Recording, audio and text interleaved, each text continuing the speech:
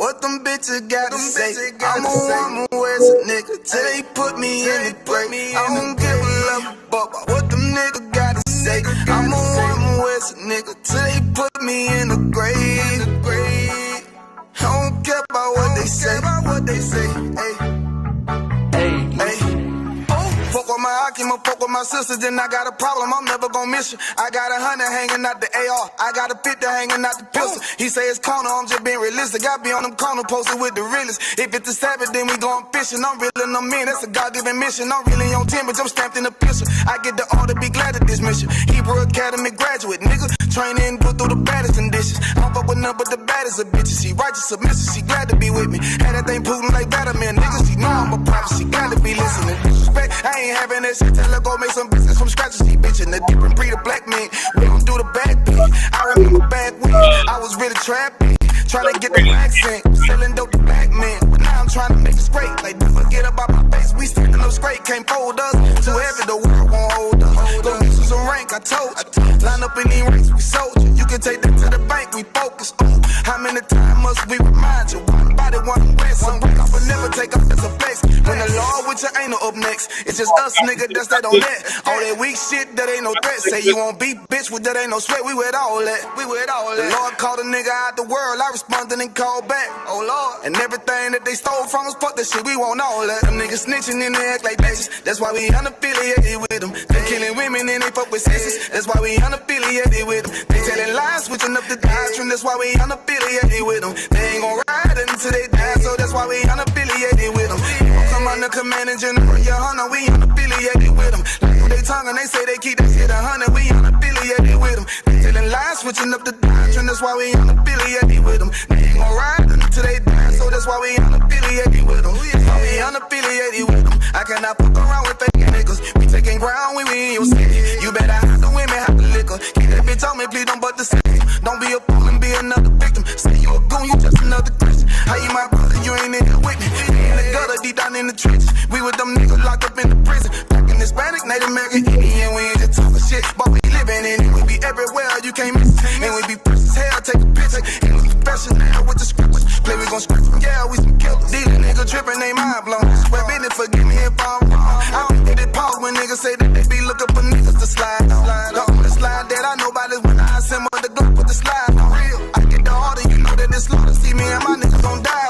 The bigger the better for kingdom of heaven. You niggas get wet up by me cause I'm fed up. I rep UPK. My niggas won't let up. Got choppers, got 9s, AKs, Berettas. You say you don't like me, you say you won't fight with what me and my nigga like, bitch, and whatever. You say you don't like me, you say you won't fight with what me and my nigga like. My nigga like them niggas snitching and they act like bitches. That's why we unaffiliated with them. They killing women and they fuck with sisters. That's why we unaffiliated with them. They telling lies, switching up the doctrine. That's why we unaffiliated with them. They ain't gon' ride until they die, so that's why we unaffiliated with them. Come on the commanding general, YAHANNA, we unaffiliated with them. Like they tongue and they say they keep that shit 100, we unaffiliated with them. They telling lies, switching up the doctrine. That's why we unaffiliated with them. They ain't gon' ride until they die, so that's why we unaffiliated with them. Yeah. See, they always ask us like, why y'all fuck with such and such? Why y'all won't come together with such and such? I be like, we unaffiliated with them. You understand me? Like, niggas be out here on some weirdo shit. AB, IV. All right, clap it up, clap it up. All right, it's the Israelite School of Universal Practical Non-Start out of 1 West 125th Street, Harlem, New York, under commanding General YAHANNA. It is Monday, the history class where we break it down line upon line, precept upon precept, here a little, there a little, using external references to back up and support internally what is inside of the Bible. I know that we have been on a deep dive breaking down the difference between Satan, the devil, and Lucifer. We're going to take a break from that series to talk about something that is, or that the world thinks is at the prefaces of this week, which is New Year's, right? Are you truly celebrating the new year, or have you been duped, hoodwinked, Has the wool been put over your eyes? Is this really the time of the new year? So we're going to get into that. But before we get into that, we had some questions. Kyle, what was the question that you had, brother?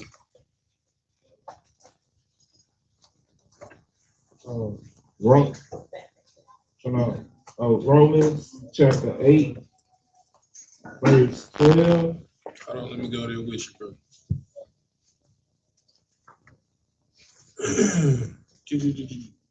All right, Romans chapter 8. You said verse what?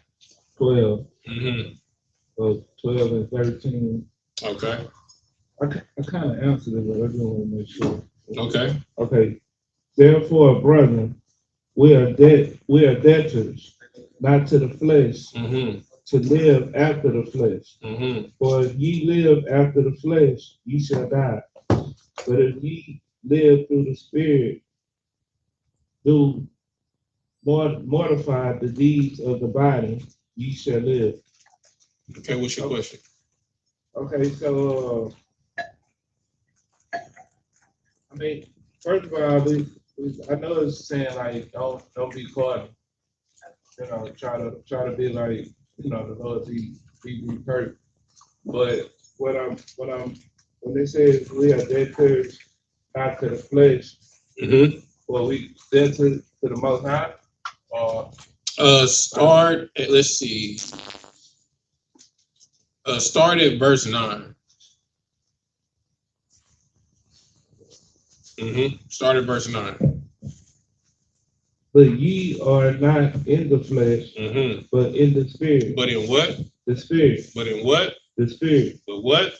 Spirit. Okay, so it says that you are not in the flesh, you are in the Spirit, right? Let's see if it clarifies what spirit. Keep reading.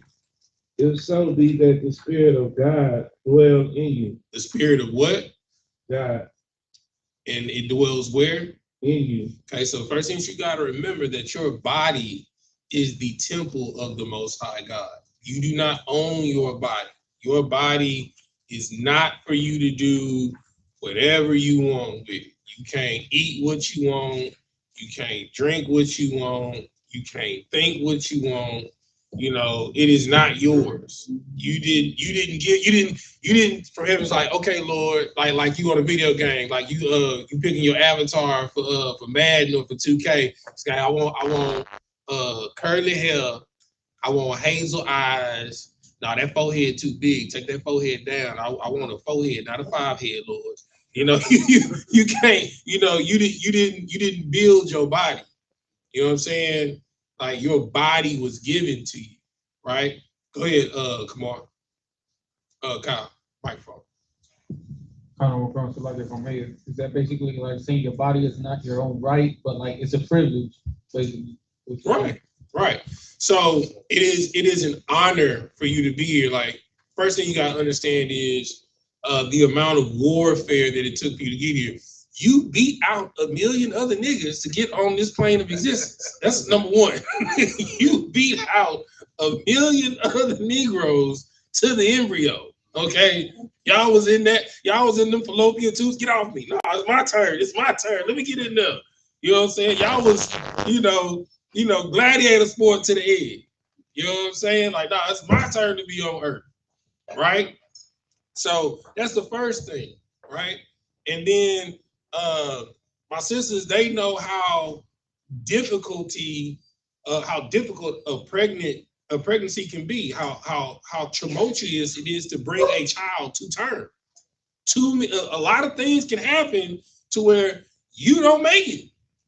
You know what I'm saying? Like the smallest little thing, hey, you out in the menstruation. You know what I'm saying? And you gotta try again. Find another million niggas. You feel me? But keep reading, Kyle. Keep reading. Romans chapter 8, verse. You're gonna finish the end of verse 9. You stopped at the Spirit of God dwell in you. Verse 9. Now, if any man have not the Spirit of Christ, he is none of his. Say it again. if any man have not the spirit of Christ, he is none of his. So this is the dichotomy. This is the dichotomy that you're dealing with, right? And cartoons always describe it as the angel on one shoulder, Satan on the other shoulder, right? So, but spiritually and biblically, it is the spirit of God and the flesh. All right, keep reading. Verse 10. Mm-hmm. And if Christ be in you, the body is dead. Say it again. If Christ be in you, the body is dead because of sin. Now, what does that mean? Basically, like if I'm living to the last stature, like it's by my spirit. But why would the body be dead because of sin? Because I mean, you're still alive, right? Because clearly this is an analogy. What you Can can you repeat the question, sir? Okay, so the scripture says, and if Christ be in you, the body is dead because of sin. What does that mean? What you got, sis? Oh, give her the mic. Somebody track get track star mic to her. Be a runner, be a track star. What you got, sis? Yeah, verse 10, the first part of it, when it says, and if Christ be in you, the body is dead because of sin. What does that mean? I think it means it's saying that since your body is flesh, Mm-hmm. Okay, so go if your ahead. spirit, if you living through the spirit, you can't live through the spirit in a fleshly body. And your body is already fleshly. Okay, so what I want everyone to do is like how we was in school and it says don't define a word with a word. So okay, so what I want you to break down for me is what is the spirit according to the Bible and what is the flesh? Because we know it's not talking about your physical skin. So what is it talking about when it says your flesh? Fleshly, Mm-hmm. define fleshly. Mm-hmm. Fleshly is like going after like sinful things, as far as like, for example, like going after greed, going after things that does not serve you or serve the will of God. And then you said the spirit. And then define the spirit. Yes. The spirit is the fruits, which is like, the attributes that God gave for, his intended people. Give her a hand. Give her a hand. All right. So absolutely, right? So there are fruits of the spirit and there are fruits of carnality, right? But ultimately the true spirit of God is like what you said earlier, the law, statutes, and commandments, right? That's what really kills your flesh. That's how you know not to lie. That's how you know not to steal. That's how you know not to murder, right? Not to commit adultery, right? The spirit, the commandments, the laws, the statutes, and commandments give you life because the spirit is eternal, right? And it gives you a life so you can live it more abundantly, right? But your flesh, carnality, all it wants to do is OD on your senses so it can go back to where it came from. Your flesh came from the dust, so it wants to go home. It wants to go back to the dust. Your spirit is eternal from the Lord, so it wants to live forever. So that's the constant battle that you have within yourself. You wanna OD on your taste buds, so look, right? You want to OD with your eyes. So whatever that is for you, it could, I don't know. Like for my mom back in the day, it was soap operas. As the world turned, she would OD on that crazy. You know what I'm saying? It could be pornography, right? It could be the sensation of touch, right? Doing drugs, crack, cocaine, weed, methamphetamines, right? Taste again, drunkenness, right? And then your sense of hearing, right? What you take in on a day-to-day basis, what do you feed your temple, right? Because that, like, it can push and pull you to do so many things. Why do you think companies spend billions of dollars on advertising? Because it ties up two synapses of the human body. your sense of hearing, and visual stimulation, right? So there's a reason for that. But you have to, you're either going to feed one beast or starve another. Right. But you can't feed them both. One is going to take over, one is going to live, and one is going to die. So that's why it says in verse 10, if Christ be with you, then the body is dead because of sin, because you know the law, statutes, and commandments. So you're not sinning. You're not living in your carnality, in your flesh. Keep reading. Verse 11. Verse 11. But if the spirit of him... I'm sorry, finish reading verse 10. You didn't finish reading verse 10. Okay. But the spirit is life because of righteousness. Mm-hmm. So it's saying the spirit is life because of righteousness. Like, if the scripture says that when you're following the Lord, even your enemies will be at peace with you, right? I mean, shoot, we experienced that at camp this past weekend. You know, the cops didn't pull up not one time. Yeah. You know what I'm saying? Because, you know, they found out that they was a lying sack of crap. You know what I'm saying? They played with the wrong people, right? But it'll make even them be at peace with you, right? It don't matter who would have called a disturbance on us. You got a permit to be out there, right? So you can't do anything. Right, even though that they want to, but they can't. Their hands are tied, so they just gotta roll around and patrol and look at tags, see if tags is in order, run your license plate, see if you got any warrants. Just fishing, right? So, but until they can get some on you, they at peace with you, right? Because you living a life of the Spirit of Christ, which is righteousness. Right? That's why the scripture says the righteous are as bold as a lion, but the wicked flee with no man pursuing. Right? Keep reading. Verse 11. Verse 11. Mm-hmm. But if the spirit of him that raised up Jesus from the dead dwell in you, mm-hmm. he that raised up Christ from the dead shall also quicken your mortal bodies. It shall what? Quicken.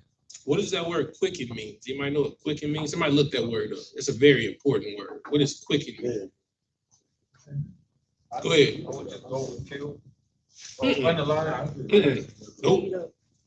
Nope. Just somebody look up that word quicken. It's not gonna be in that. It's not gonna, just Google it on. Somebody Google it on your phone. Yeah, I got a precept about it. Go ahead. This is Proverbs chapter 16, verse 7. Mm-hmm. When a man's ways please the Lord, he maketh even his enemies to be at peace with him. That's it. Because you gotta look at it like this. If don't nobody have anything to usurp you, right?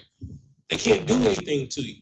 That's what it is in this music industry, in this entertainment industry. The reason why, you know, they getting caught up in these Diddy situations and stuff like that is because they have something on you to force you to do things.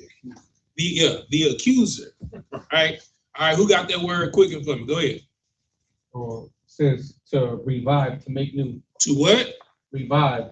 Right. So right here when it says he that raised up Christ from the dead shall also be quickened, shall also be risen, right? Because when you come out of your flesh into the spirit, metaphorically speaking, you are rising from the dead. You are becoming you're not going to look the same. You're not going to talk the same.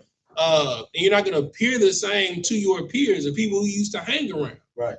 You know, you start smoking weed. I mean, shoot, your lips lighten up, your countenance, your skin change. You know, you have a glow about you, you know, and, you know, when you go around your friends that used to smoke, they don't really want to be around you, you know, because they feel dirty because you are a reflection of their filth, right? When you have the light of Christ, that's why the scripture says, do not put your light under a bushel. You are supposed to be a light unto men, a light unto the Gentiles, right? You are to be a reflection of how they should be. And because of that, you're going to get violent reactions from certain people when you step out into the world. You know, when we was kids, you know, who you think you are? You a goody two-shoe? You a teacher's pet? Like, that's a bad thing. Is it a bad thing to be good? Is it a bad thing to be studious? So why are we teased for that? Because you are a reflection of what they are not. So they tease you to make you dumb to be like them or carnal, right? Keep reading. Now we're getting down to your scriptures and it should all come together and make sense. Verse 11. But if this, I mean, 12. You can read. You can finish reading the whole thing. You just start at the top of 11 and come down to 12 and 13. But if the spirit of him that raised up Jesus from the dead dwell in you, he that raised up Christ from the dead shall also quicken your mortal bodies by his spirit that dwelleth in you. Right, like I just said. Now to the scriptures that you asked the question about, it should all tie in together now. 12 and 13. Go ahead. Therefore, brother, we are debtors. You are what? Debtors. You are what? Debtors. Because you've been quickened. Right. You've been revived. You are in debt because you are no longer dead. You are alive. Or as Christ would say, you have been bought back at a price or redeemed. So you are in debt to Christ. And it is a debt that you cannot pay because it is a life for life. So what you are doing right now is what you are being a part of the first death. So you don't have to be a part of the second death. As it says in the Revelation, the first death is when you kill yourself, when you die daily. Right? So when Christ comes, you don't have to be a part of the second death, and he has to kill you or unalive you. It's a lie. Right? Keep reading. Not to the flesh. For if he live, we're at 13, right? No, you still at 12. Oh, not to the flesh, to live after the flesh. Verse 13.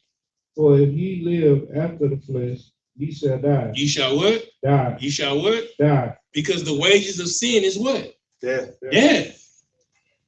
Right? Well, you know what I'm saying? If you lie, you're what? Cheat. If you cheat, you're what? Steal. If you steal, you're what? Kill. Right? And I mean, if y'all know the rules of the streets, it's eye for an eye, tooth for a tooth. Life for life. You lie to me, I'm gonna lie to you. You steal from me, I'm gonna steal from you. You cheat me, I'm gonna cheat you. You kill one of mine, I'm gonna kill you. You know what I'm saying? That's how I go. Because the wages of sin is death. That's why you have to be extremely conscientious of every word that you utter out of your mouth. Even if you catch yourself over exaggerating, like, whoa, my bad, that wasn't right. It didn't happen like that. It actually happened like this. Catch yourself. Because if you don't, you're sliding down a slippery slope. That is how temperate you have to be daily. You understand? Because the battle for your soul is in the mind. All right? So to answer your question? My nigga. All right. Anybody else got any questions before we hop in the topic? Since you had it was about the annunciation or something, right?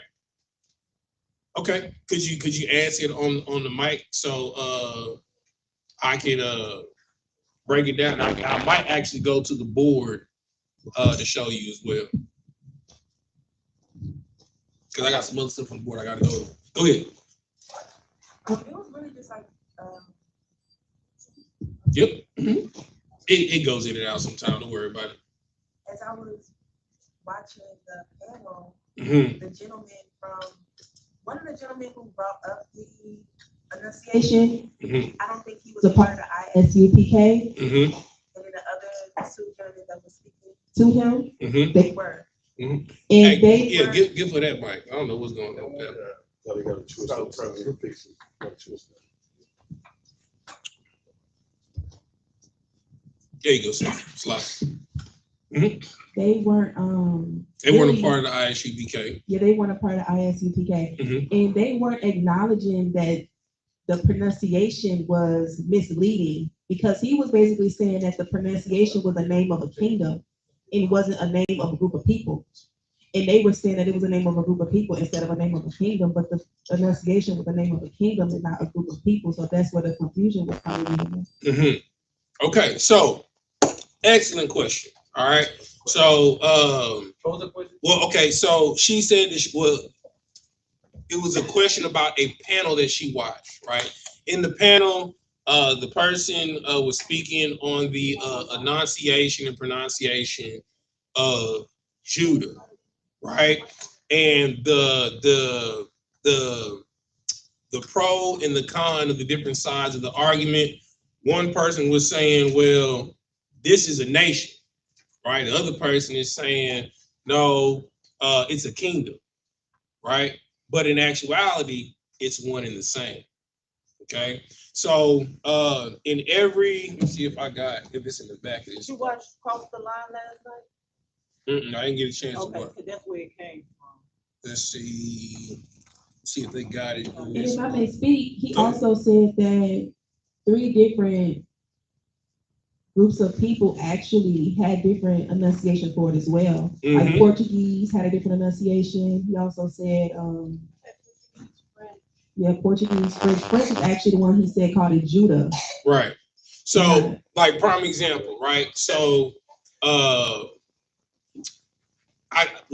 use the name Jesus, right? Okay, we'll just break it down in different languages, right? So, Jesus, the actual name means Joshua, right? Okay, so I'm gonna give you the origin of it, right? So, in Hebrew, it's YAHANNA, right? In Greek, it's I.S.U.P.K, right? In Latin, it's Jesus, right? So, and then it goes all the way down to English, the English Latin deviation, Jesus, and then Joshua is a regular name, right? So this is how in different languages it can mean different things, right? So, but in order to understand, you have to understand the history of language, right? So Hebrew is the oldest spoken language. It's not the oldest language, it's the oldest spoken language in the earth, right? As far as oldest written language, you have Sanskrit, which is from the Sumerians. You have hieroglyphics, which are from the Egyptians, right? But these are dead languages. No one speaks those languages anymore because no one here from those cultures. Those cultures have been utterly obliterated and wiped out. But we can translate it because we have the Rosetta Stone, right? But the oldest spoken language goes in this order. You have Hebrew, you have Greek, you have Akkadian, you have Latin, you have Spanish, and you have English.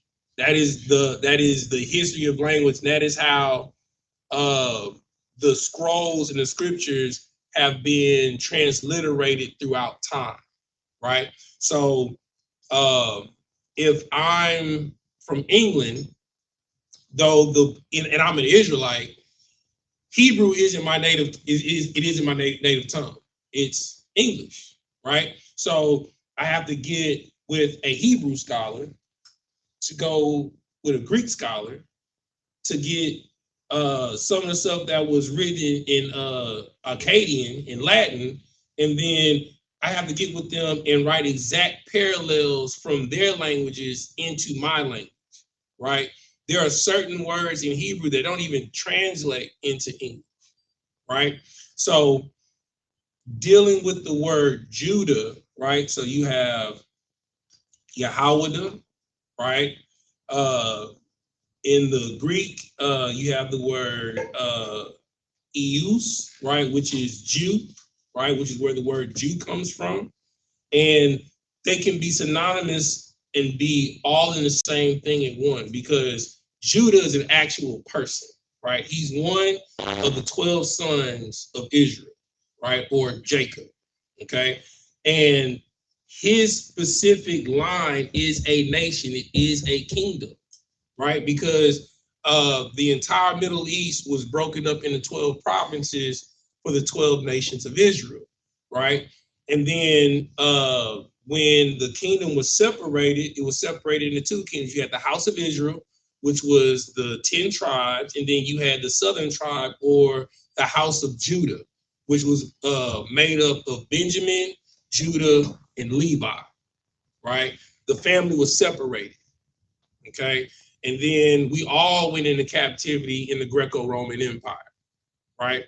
So it can be separate and all synonymous at the same time.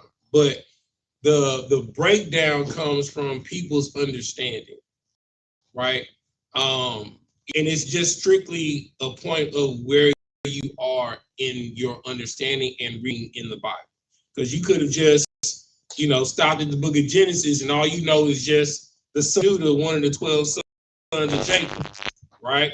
Or you got to First and Second Kings and First and Second Chronicles when the kingdom or the land of Judah was established. Or you could have got all the way down to Nehemiah and Ezra, where we broke up into two separate factions, and it was the house of Israel and the house of Judah, right? So it means different things in different time periods, depending on the subject matter that you're talking about. Hope that kind of broke it down. Did I do too much?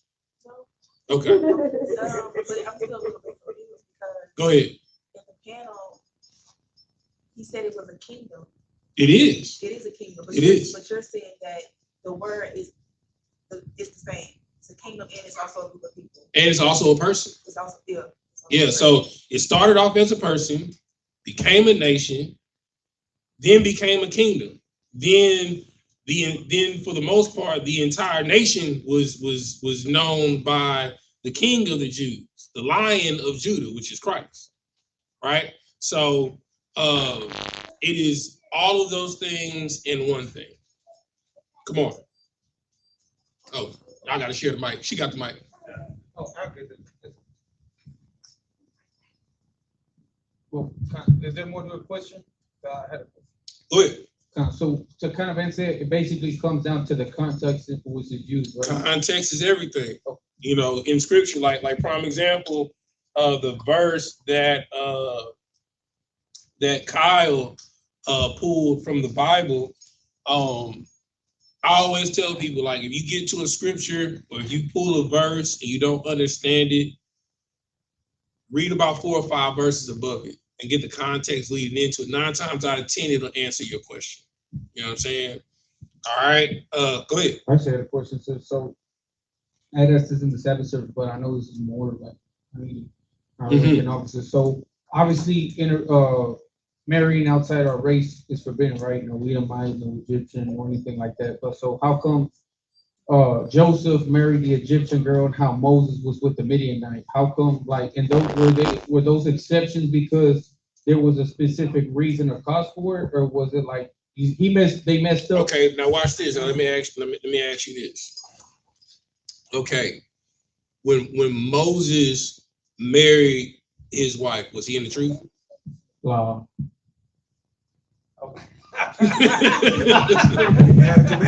Right.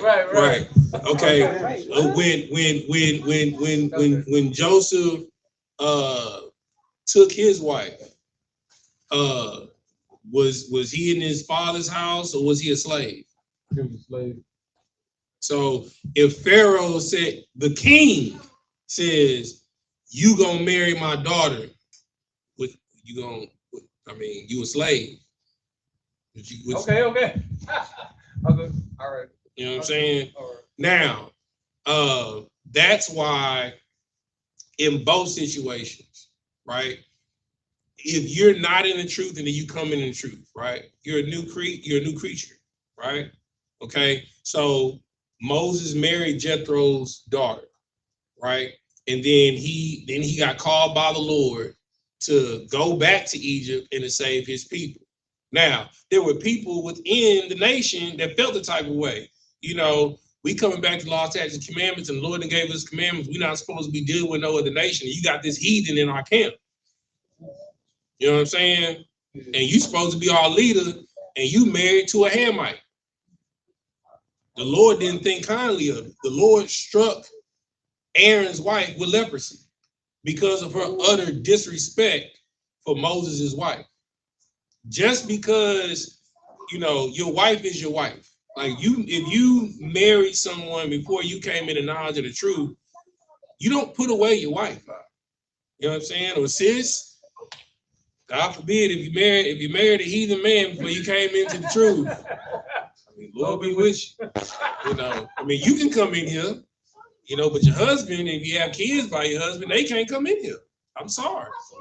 You know, and what's so rough about it, one Yala, you dealt with this past weekend. But if you could talk about it when you was talking to that sister and her kids in the vehicle. Yeah, she wanted to know since she had been married to the oppressor for 20 years. And if y'all don't know a white man, go ahead. Right. And her daughter sat next to her in the passenger seat. Her son was in the back seat. Mm-hmm. And she said that her next, I guess her sister or whatever had married a Mexican man, and the little boy was in the back seat. Oh, so the daughter had ended up marrying an Israelite. No, not the daughter. Her sister. So the lady who was married to the white man, she has a sister. Oh, okay. Right. And her sister married a Mexican man from El Salvador. So you know, we talked with her, and she wanted to know why. Of course, you know that they can't be saved. We said, sister, you sitting good. You know, it's your daughter has a problem, and you know the son. So the daughter was like, well, you know, they brought up a couple of things. Of course, Galatians, real quick.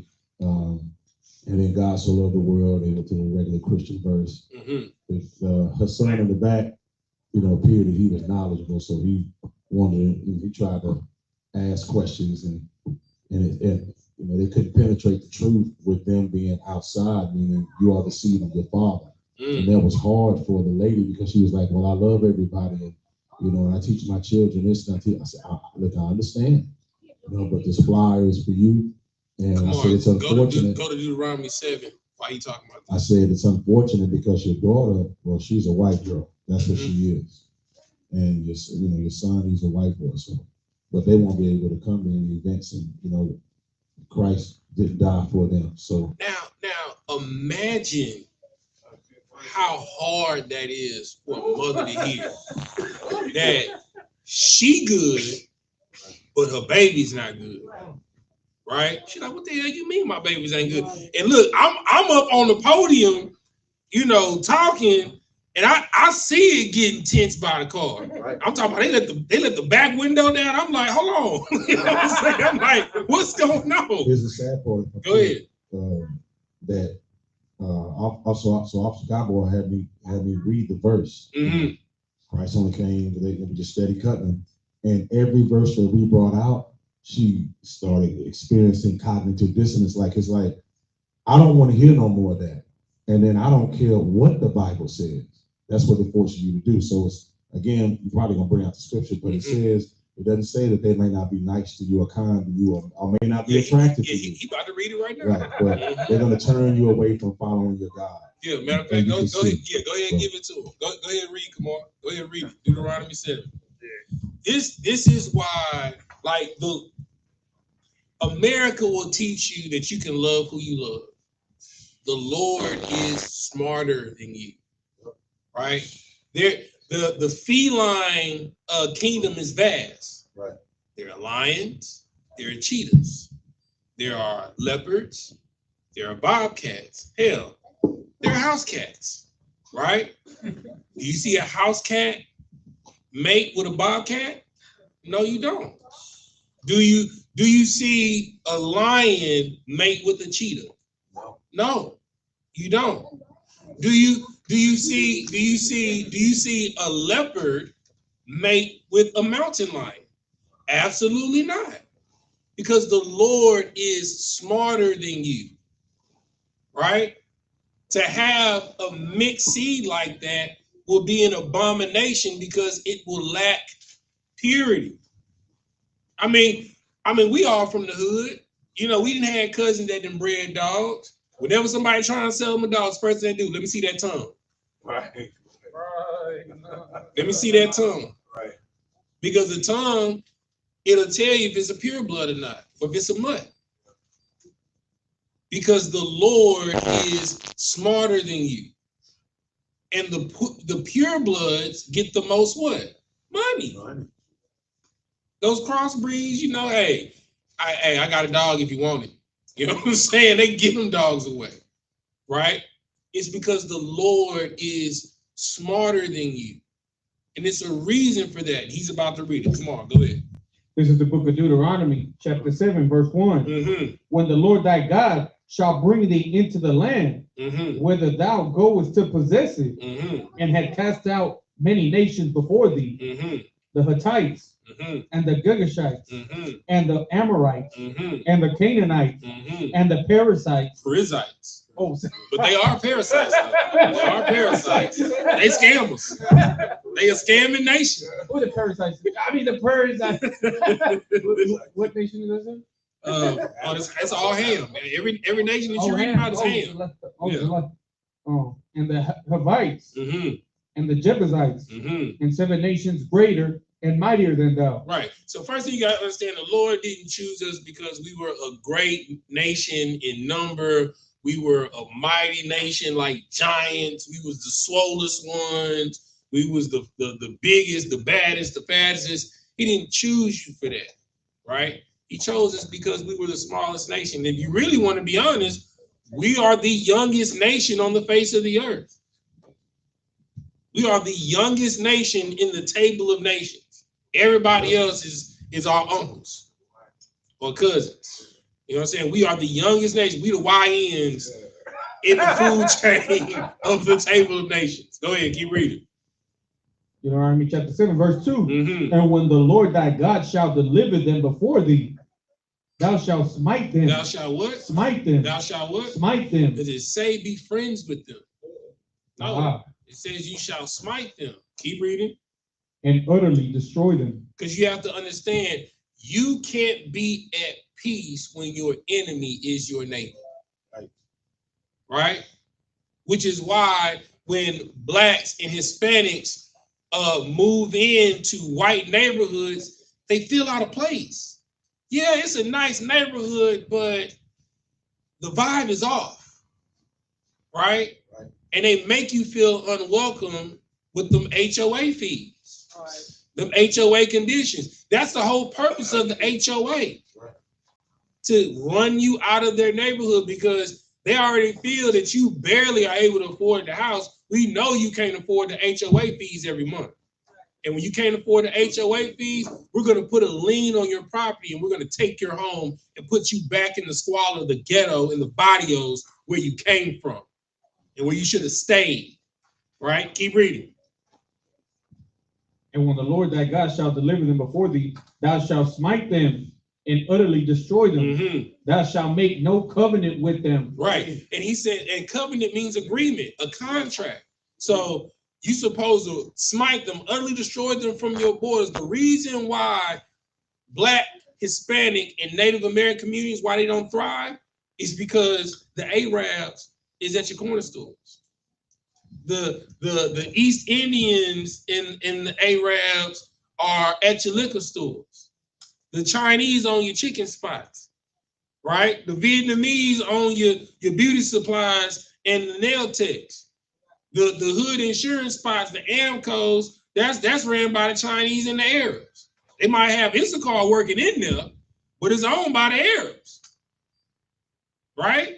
So everywhere that you go, and then your grocery stores, which are the lowest of the low grocery stores like Food Town, you know what I'm saying, is ran by the white man. So everywhere you go in your neighborhood is ran by another nation for you to get what you need to survive. And then they give you the lowest quality. We live in literal food deserts. That's why you have to destroy them from amongst your midst. That's why you can't make contracts for them to come in your community, because you can't open up a business in their community. You can't, like, you try and open up JJ's Soul Food in Chinatown and see how much business you get. You're going to be out of business in 6 months. Keep reading. Verse 2. Thou shalt make no covenant with them, nor shew mercy unto them. Say that again. Nor shew mercy unto them. Because they don't show you mercy. They tolerate you because they need your money. Like when you come in their stores, they be like, hurry up and buy. Right. No loitering, no loitering, no loitering. Get what you need and go. Every one of their businesses have a no loitering or vagrancy sign. Because though we need your money, we just want you to know that you're not welcome here. Because this is a little bit of China. It's a little bit of East India. This is a little bit of Vietnam right here. Go ahead. So like I said, in November when I went to work in Dallas, I saw this those stickers. It made my blood boil. You know Denton, right? Yeah. And it was the Edomite that came out the car, but it says how to go. As it said, I think it's right there. Go ahead, I'm listening. It said, as Denton as it is in heaven. That made my blood boil. I was like, that's crazy. But yeah, no, I got you. I'm picking up what you're putting down. That's crazy. That's crazy. Right? All right, now, verse 3, which is the topic of what YAHANNA was talking about. The Lord is smarter than you. Go ahead. Verse 3. Neither shalt thou make marriages with them. Thy daughter thou shalt not give unto his son, nor his daughter shalt thou take unto thy son. Now, and I understand y'all be like, well, Officer Thompson, I mean, that don't make no sense. You should be able to love who you love, right?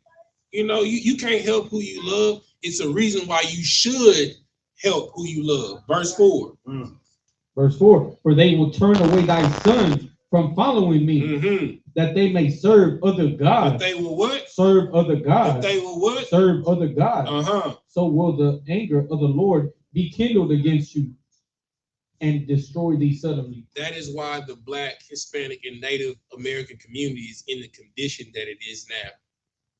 Because you love everybody.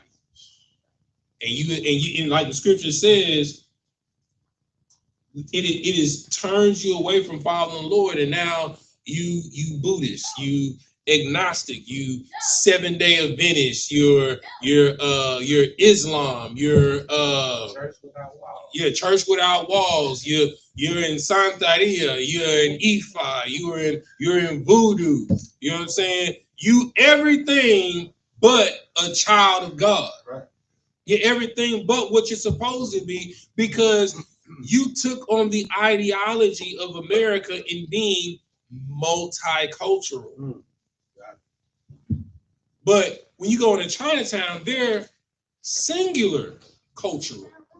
They won't be observing the New Year in a couple of days, which we're about to get into now, right? The East. You want to know why all the corner stores were open during Christmas?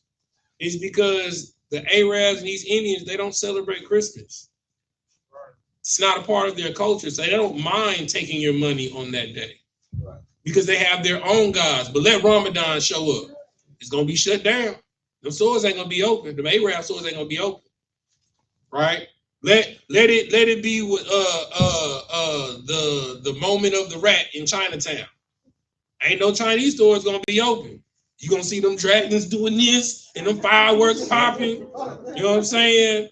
You know, and you're gonna hear them hitting them drums and stuff like that. You know, what the hell is going on? They're celebrating their gods and their culture. They keep their feast. But you celebrate St. Patrick's Day. What the hell has that got to do with being Black, Hispanic, and Native American? You celebrate Mardi Gras or Bacchanalia. What the hell does that have to do with being Black, Hispanic, and Native American? You keep Lent. What does that have to do with being a Black, Hispanic, or Native American? You celebrate Easter. What does that have to do with being a Black, Hispanic, or Native American? And for God forbid you celebrate Thanksgiving, because you know all of y'all say that y'all got Native in your blood. Right. But how can you celebrate that and you are so-called Black, Hispanic, or Native American? You are celebrating the gods and the cultures of other nations, and that is why we are destroyed. Right. This is why you have to smite them. And since you can't do it physically, you have to do it spiritually with the battle of your mind. You have to be renewed by the transforming of your mind. As a man thinketh, so he is. Right? Somebody had their hand up. Go ahead, one, y'all, and then we're going to hop into the subject. Okay. Yeah, so you brought up something like JJ Soul Food and all that. Mm-hmm. And here's what Christianity destroys our people, right? Because they're teaching a multicultural, telling us to love everybody, right? And with that, if nobody comes, and if those Chinese people don't come to that JJ Soul Food, they'll send a couple of spies over there. Oh, yeah. And because we love everybody, we think it's all they're trying to do is find the formula to make chop suey soul food, whatever they're going to do, and take us and put us out of business. Like, that's our problem. We don't understand that we have enemies. Mm-hmm. Christian church don't teach us that. Right. And watch what's going to happen. So you're going to be closed in 6 months. It's going to go from JJ Soul Food to Ling Ling Soul Food. Like that. And it's going to have the exact same menu. You're going to go over there to go buy their food. You're going to go over there to buy their food. And then your people going to start coming over there to buy their food, That's how they do it. You know what I'm saying? We taught them how to make fried chicken during the Vietnam War. Now, they fried chicken just like us. I mean, in some cases, better than us sometimes. You know what I'm saying? Because Timmy Chans be winning. They be winning. Oh, yeah, that Jollibee. All right. Okay. Go ahead. Just to end on that note, the Lord is so wise in his laws and just how everything is established. Now that you bring this up, I realize now, like in the penal system, a lot of what 50% or maybe more than 50% of all conflicts or problems, from the smallest to the biggest, are due to race and culture. Absolutely. And one of the biggest one is being he's half Judah, half Issachar, or he's half Edom, half Judah. You know what I'm saying? Or how either Judah or Issachar or Edom wanted to be a Muslim, right? And then how all that would be eradicated if we would just keep it our culture, right? So the problems that you go through in life is because you don't know who you are. It's that simple, right? When people see you stand on your 10 toes on your culture, even though they may not like you, they're gonna respect you, right? Just like they respect the Muslims during Ramadan. You know what I'm saying? Just like they respect the Irish during St. Patrick's Day. You know, just like they respect the Leviticus on Rainbow Day. You know what I'm saying? And they new on the block.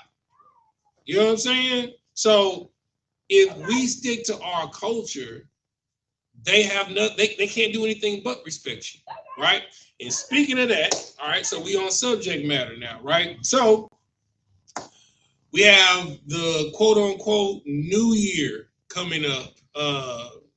What is it? Thursday? Eve is Wednesday, or so-called Eve is Wednesday, then the New Year is Thursday, right? All right. One y'all, the first link I sent you dealing with from the Encyclopedia Britannica, where it says, why does the New Year start on January 1st? Let's get some history. So it's not off the Tazadoc words. This is from the Encyclopedia Britannica. See, y'all young, y'all can just go online. In my day, you had to buy the volumes. You know what I'm saying? You walked into somebody's house, you thought they was knowledgeable. They had a whole bunch of books. No, they just had the Encyclopedia Britannica. You know what I'm saying? It came in a 30-volume set. You know what I'm saying? Yeah, that was the original Google. Go ahead, read. why does the new year start on January 1st? Mm-hmm. In many countries, the new year begins on January 1st. However, this wasn't always the case. In fact, for centuries, other dates marked the start of the calendar, including March 25th and December 25th. So how did January the 1st become New Year's Day? We can partly thank the Roman king. What king? We can partly thank the Roman king. Right. This is how I always tell people that we're still in the Greco-Roman Empire. Right. Go ahead. Numa Pompilius. According to tradition, during his reign, 715 through 773 BCE, Numa revised the Roman Republican calendar so that the January replaced March as the first month. It said January replaced, what is the first month? January. January replaced which month? Replaced March as the first month, right? So hold what you got. Hold what you got. Now, Kyle, go to Deuteronomy. No, go to let's go to Exodus chapter 13 and 3. Oh, what you got, one, y'all? You're gonna go right back to it. The book of Exodus, chapter 13, verse 3.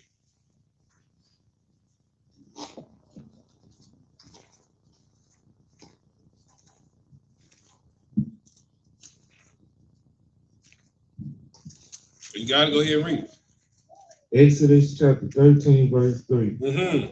And Moses said unto the people, remember this day in which ye came out from Egypt, out of the house of bondage.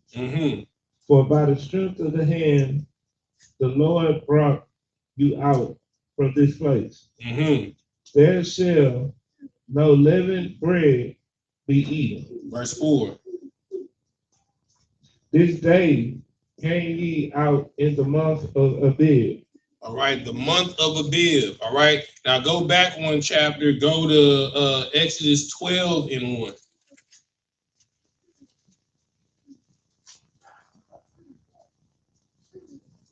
Exodus chapter 12, verse 1.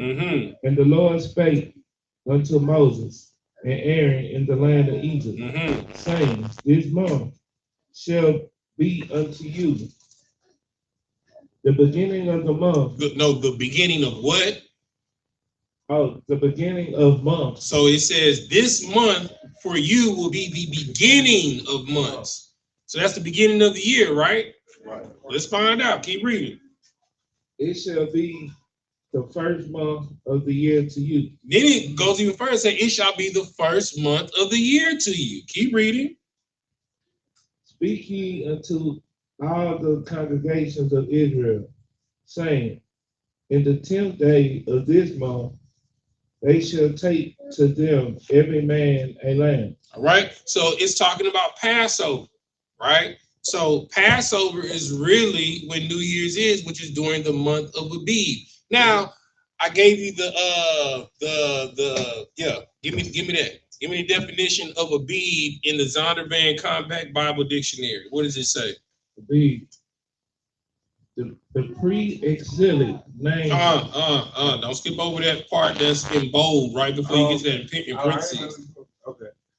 An ear of corn. An ear of what? Corn. An ear of what? Corn. So the word for the month of Abib literally means an ear of corn, right. More specifically, a green ear of corn, right? Keep reading. The pre-exilic name for the first month of the year. For the what? First month of the year. Exodus 13. You don't got to do that. Go right there where it says after. After the exile, the name was changed to Nisan. It fell about the time of March and early April. So the new year fell around what time? March and early April. So New Year is actually spring, which makes sense because in spring everything is what? made anew. That's why Abib literally means green ear of corn, because when spring starts, when everything starts growing before it's ripe, it's what? Green. Which also lets you know that the Native Americans are our brothers and sisters, because the biggest festival that they have annually is the Green Corn Festival, which is Passover. Good. It is literally the same time of Passover every year. All right, go back to where you were reading from, one y'all.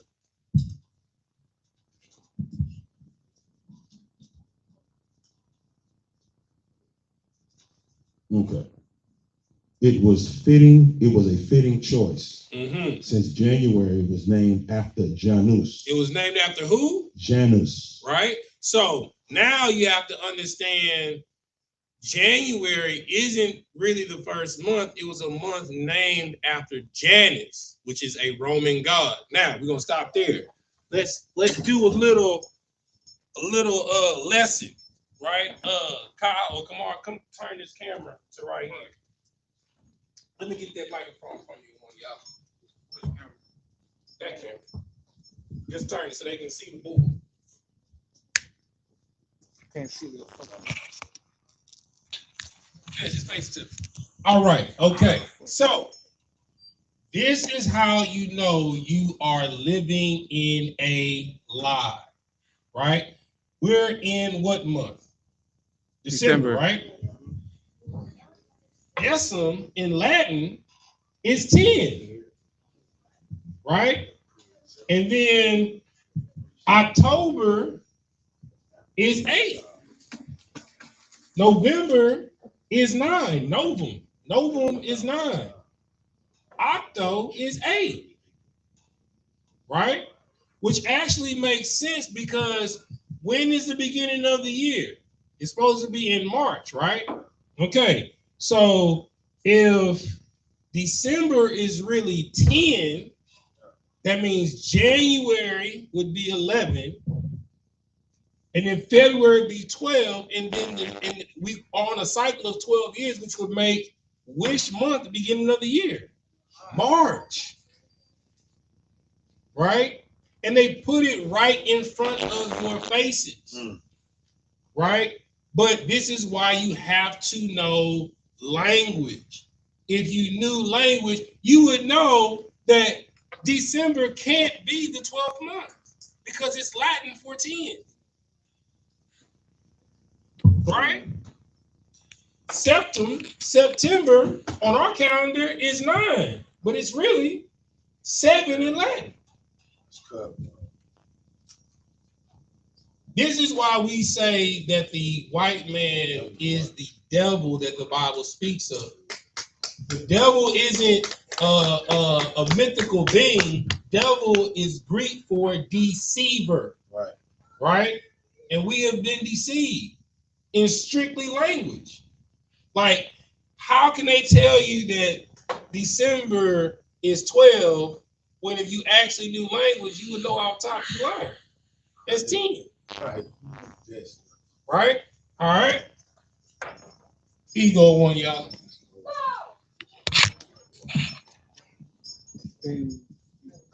Oh no, you can see it from right there. You let me know. Turn. No, you don't gotta put it down. Put it back up. Yeah. Now turn it other way. Perfect. All right. So now they changed the first month to Janus, right? Now, New Year's is about to be in a couple of days, or the year or the month of Janus is about to be in a couple of days. Does it feel like things are new right now? It's cold as hell outside. You know what I'm saying? It's 38 degrees. It don't feel new to me. Right, you understand? Like, you feel old because you're all around here like this, moving all slow, old and decrepit. The trees tell you when the seasons are, right? How can everything be new when everything is dead? It's not possible, right? Okay, keep reading, one y'all. You stopped at Janus. January was named after Janus, Mm-hmm. the Roman god of all beginnings. Of all what? Beginnings. Of all what? Beginnings. Okay. March celebrated Mars, Mm-hmm. the god of war. Mm-hmm. Some sources claim that Numa also created the month of January. However, there is evidence that January the 1st was not made the official start of the Roman year until 153 BCE. Right. So before the time of the Roman Empire, and everywhere, as a matter of fact, this is how you know when it's the new year or the year is over. When is tax season? April. That's what lets you know it's a new year. Right? The United States government, they keep the old calendar, right? Even though they have you abiding and moving by the Roman calendar, they still keep the calendar of God. Because they keep their tally on God's time. That's why you file in March and April. That's tax season. Tax season is always the real new year. It's always been that way. All right. Now, go to the second link I sent you, Janus and the Ritual of the New Year, Common Era. And then we're going to get into some precepts. It was the first link, maybe it was the first link I sent you. Janus and the Ritual of the New Year. Mm-hmm. A Roman god with no Greek counterpart. Mm-hmm. Janus was deeply entrenched in the psyche of Rome, born long before the Greek pantheon was adopted by the Romans. Mm-hmm. Strange and ancient, Janus was depicted with 2, sometimes 4 faces. Mm-hmm. One face is always looking back, reflecting, analyzing, learning from the past. Right. So this is why from the time of really Halloween to December, that's why there's a wreath that's put on the door, right? And in the center of that wreath, in each month leading into December, into January, in the center of that wreath, you would put a veneration for a different god, right? So during this time or in December, they would put a statue in the middle of a wreath. It would be an effigy, a face. It would be like a line. It would have 2 faces. One would face this way, one face that way, or they would have it on the top of their door. Matter of fact, y'all probably have seen it. Like when you look at these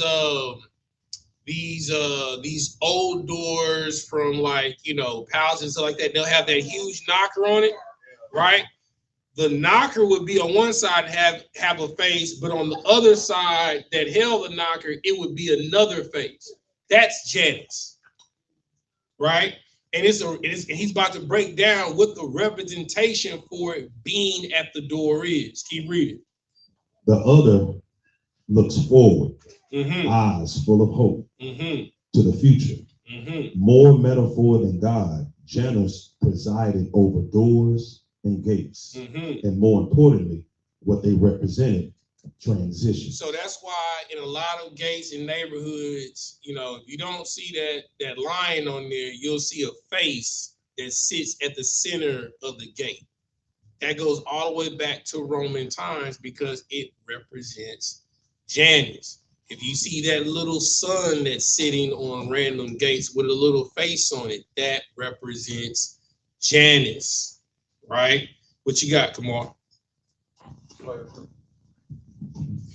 I remember last year, not last year, probably 2 years ago when I came into the truth, you had given the class on this, on Janus, Mm-hmm. and then 2 days later I had went to my storage, right?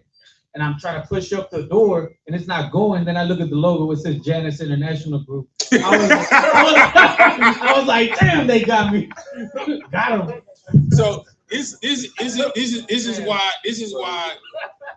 like it is very important for you to learn for sure 2 languages, right?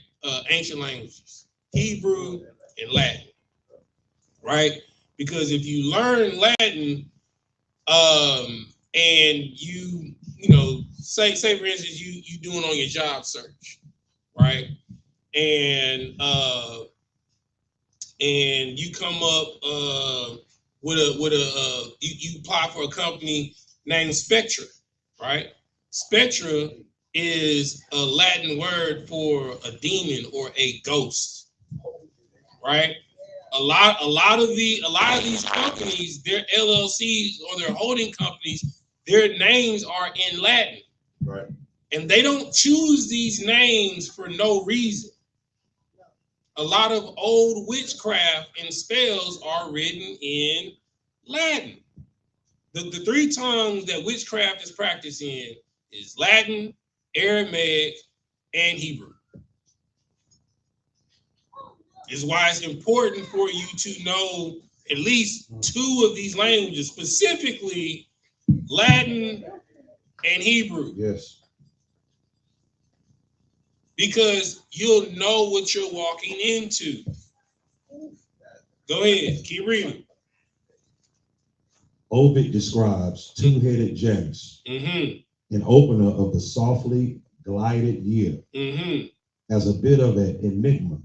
Janus did more than make sure people entered doorways in ways that would bring luck. He had a hand in everything, invoked at a state of every sacrifice. A start for every sacrifice. Invoked at the start of every sacrifice. Purveyor of all that begins again. The father of the year. Beginnings was sacred to the double-faced God. Though he could be found on either side of the threshold, an exit is the same as an entrance, depending on which side you view it. All right, so this is what you're celebrating when you go and, another thing, well, we about to get into it. So on December 31st, on New Year's Eve, going into January 1st, this is what you're celebrating. You're celebrating the Roman god Janus. And you need to know these things because common sense would tell you that you're not in the new year. There's no warm weather in any place in the world in the time of January 1st. Everything is dead. Now, it used to be able to just go outside and tell, but they got the weather so jacked up. You can't tell the seasons apart. Autumn doesn't exist anymore. You know what I'm saying? Autumn doesn't exist anymore. You know, the trees is confused. They having half fall and then you have evergreens coming in. You know, you don't, they confused. They're confusing the times, right? And we're going to get into that because that is a prophecy that the man of sin does. He confuses the time so you don't even know. So in reality, you really don't even actually know what year you're in. Because if December is really the 10th month and they're switching the year in the 10th month, you don't really know what year you're in. We could be and we could still be back. Matter of fact, somebody look up what year is it in Ethiopia right now? Somebody look that up in Google. Yeah, somebody look up what year is it in Ethiopia. What you got to say, Kamar? But somebody look that up on Google real quick. What year is it in Ethiopia? If I may, so I don't know if probably within the Black community, but I know heavily in the Hispanic Latino community during the New Year's, they get a cup and they put 12 grapes in the wine. Is that just superstitious or is that like it has is that Janus? Yeah, so like, no. It has superstitious. In our community, they make a pot of black eyed peas for good luck. You know what I'm saying? But it's the same thing. It's good luck for the new year, having to do it, but it's a gift, a sacrifice, right? So what year, you got it? Who got the year? What year is it in Ethiopia right now? This day is 7 to 8 years behind. So in September this year was the start of 2018. So we going into 2026. In Ethiopia, it's 2018, which is crazy. It's insane. Right? So they are doing this to confuse the time. Daylight savings time is invented. The new year dealing with Janus was invented. All of this was to confuse the time, which is prophesied in the Bible, which we're about to go into. Okay. Oh, are you about to pull the precept? Which one you was gonna pull? Daniel 7. We ain't getting there yet. Okay. We ain't getting there yet. You getting ahead of the lesson, right? So now that we know, according to the Bible, when is the first month? It's in March, and the actual name for March, according to Hebrew, is Abib or Abiyah in the Hebrew, right? Now, what is the famous thing that they do during New Year when they at the party? Somebody, what they do? Huh? No. I was gonna say fireworks. No, what when they be having it on TV and stuff? What's the the ball drop, right? And what are they counting down? Well, okay, so how they know it's the New Year? What time is it? Midnight. Okay, so let's see what the Bible says when the new day starts. Let's go to Genesis 1 and 5. Let's go to Genesis 1 and 5. Let's go to Genesis chapter 1, verse 5. Because they have you, watching the ball drop for midnight to come, saying it's a new day, it's a new year.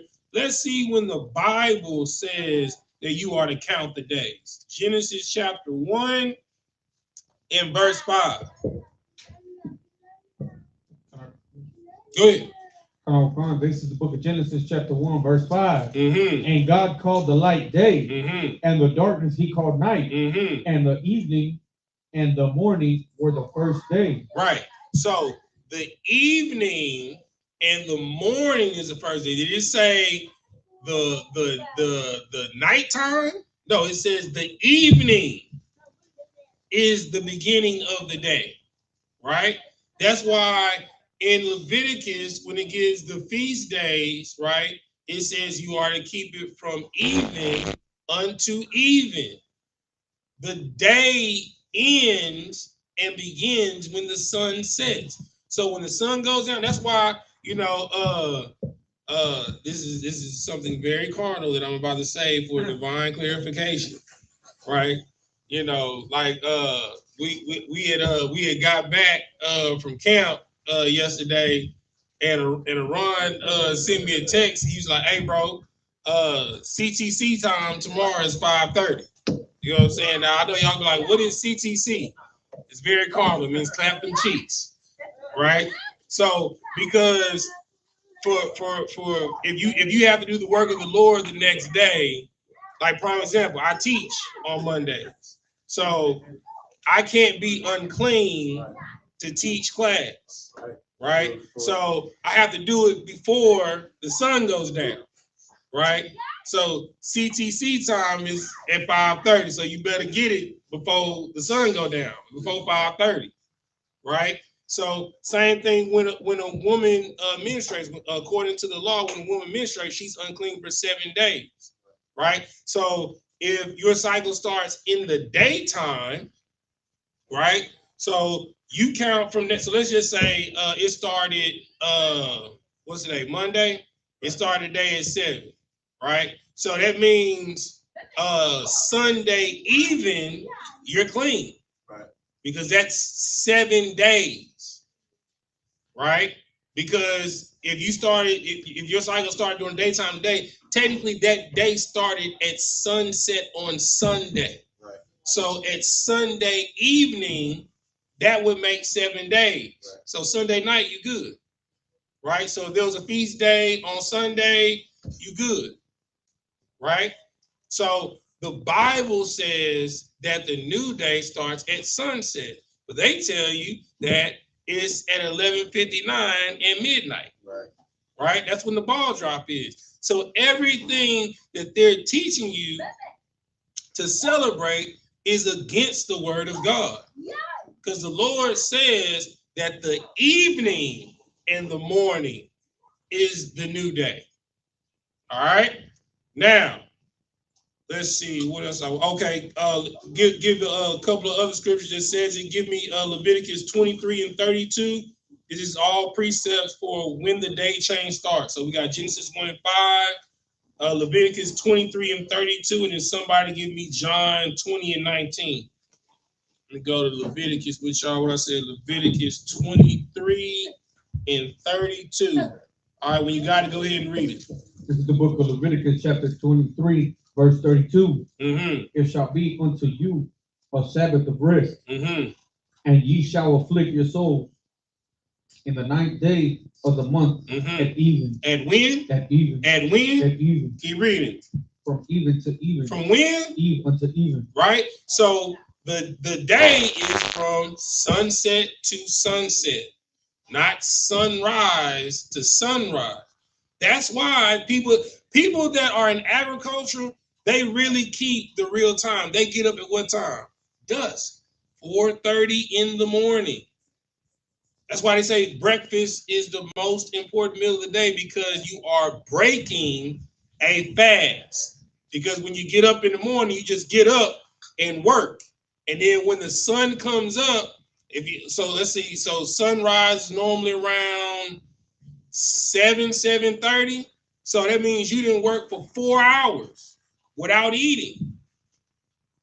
That is why it's called break fast. You're breaking a fast, right? You're supposed to, it's called a circadian rhythm, right? You're supposed to go to sleep when the sun goes down. It's really when you're supposed to go to sleep. If you went to sleep, so okay, let's say sunset is at 5:30. Let's say you in bed by 6. And so let's say 6, 7, 8, 9, 10, 11, 12, 1, 2. 2 in the morning, that's 8 hours of sleep. So by 4 o'clock in the morning, your body gonna naturally wake you up. That's the natural rhythm of life. That's when the rooster gonna start getting up and annoying everybody.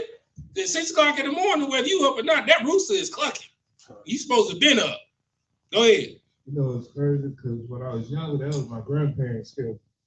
Like my great-grandparents and grandparents, like my great-grandparents, they went to sleep like at 7. Because the Lord is smarter than you. And they got up like at 2:30, started drinking their coffee, and they watching the 4 o'clock news. And you know, I'd be like, dang, y'all up already? Like, yeah. And they rushing me. Listen. They done got more accomplished by 8 a.m. than most people gonna get done all day. Like the army.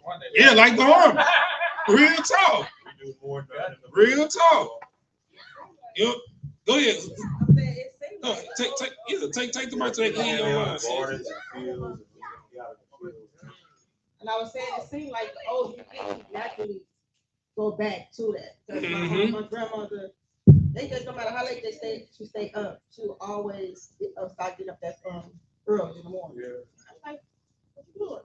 But I'll say now, just saying that made me realize, I think the older we get, we naturally just go back to God. Your body gonna let you know. When you get old, your body gonna let you know when it's time to lay down. You know what I'm saying? If 5 o'clock get around, you gonna be watching TV. The TV gonna start watching you. You know what I'm saying? I mean, we just keep it real. If you really work a hard days of work, you come home 5:30, 6:30, you eat a meal, you KO. Yeah. You gone. You know what I'm saying? That Negro be in her goddamn coma. Knocked out. You know what I'm saying? So, but that is how it is supposed to be. That is how it's always been. That lets you know that, you know, we're not just saying that the white man is the devil just to say that the white man is the devil. No, everything that he's done has been to go against God. God created the time. They made their own time. God created the months and the years in the calendar. In the scriptures, it says that the sun, the moon, and the stars is your calendar. We live under a giant clock. Right. The sun is for the day, the moon is for the months, and the celestial bodies is for the year. We live under a huge clock. And a lot of y'all saw them, your grandparents might have had that clock where it had the hand, and it went to the different zodiac signs for the month. Yeah. You know what I'm saying? There used to be a cool clock they had. It's still at my grandma's house right now. You know what I'm saying? And in the middle of it, it had a little thing of the first. So it had three hands. So it had the big hand for the months. It had a little hand in the middle that had only 3 points, one for sunrise, one for noon, one for sunset, and then outside of that, it had the moon, the phases of the moon. So, you know, crescent, waning crescent, full moon, half moon, all the way around for the entire month. That's in antiquity. I wouldn't say that I would see you in 2 weeks. I'll say I'll see you in a fortnight. Yeah. Right? I'll see you 2 moons from now. Because that is how God designed it. The months in the Bible are based off of the lunar cycle. Right. So they made their own daytime. They made their own clock schedule. They made their own calendar. Everything that the Lord created, they created their own version of it. That is what you call a devil, a deceiver. That's right. So just take all the mysticism off the word devil. It is diablos in the Greek. It means deceiver or a liar or false accuser of the brethren. Go ahead, come on. I don't mean to sound like a smart ass to be a hypothetical situation, but you know how like in Alaska, they have 30, 60 days where it's nothing but sun. Oh yeah. So how would you and do it then? then? And the same thing for night. He know. But how would you do it then? You would have to base yourself off of the time, or how would you like? So, but the moon does not change. So you can still see the moon in the daytime. Can you not? So and that lets you know that they. Well, we're not even gonna get to that conversation. You know, I'm gonna get a phone call from General Muhammad. You know what I'm saying? We're not even gonna get in that conversation. Yeah, that don't got nothing to do with getting blacks, Hispanics, and Native Americans off drugs. What you about to say something? No, go ahead. You good? Go ahead. All right. Now in Alaska, when they have the night, it's longer than 30 days. Yeah, it's like 3 months. Nah, it gets up to 6 months. Okay. It depends on how north you go. Yeah. If you down south, like when I was in Gerwood, Anchorage, Palmer, you know, you could have like you'll have like 4 or 5 hours of light. But then when I started and got that last job and I was at the North Pole, actually up there on the hemisphere. Did you meet Santa? Nah, I met a polar bear, but